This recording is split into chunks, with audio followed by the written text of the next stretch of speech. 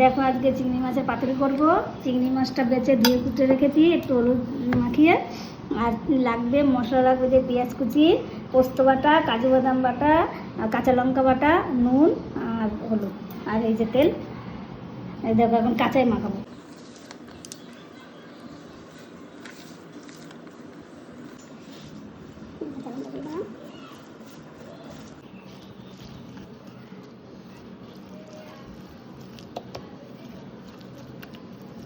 চিংড়ি মাছটা নিয়ে নেবো।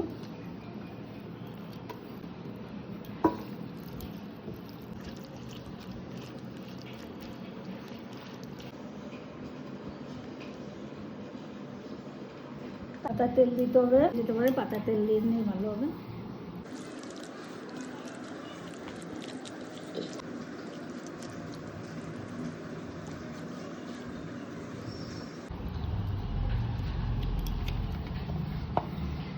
বসিয়ে দিলাম, এবার আস্তে আস্তে অল্প গ্যাসে হবে। গ্যাসটা কমিয়ে দিলাম, হালকা গ্যাসে হতে থাকে দিলাম, হতে থাকে। আমার হয়ে গেছে, এখন উল্টিয়ে দেবো।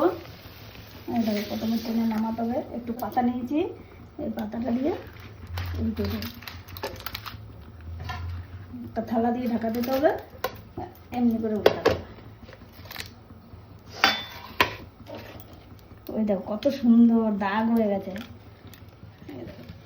আর গন্ধটাও খুব সুন্দর বেরিয়েছে। এই দেখো হয়ে গেছে আমার চিংড়ি মাছের পাতুরি। ওই দেখো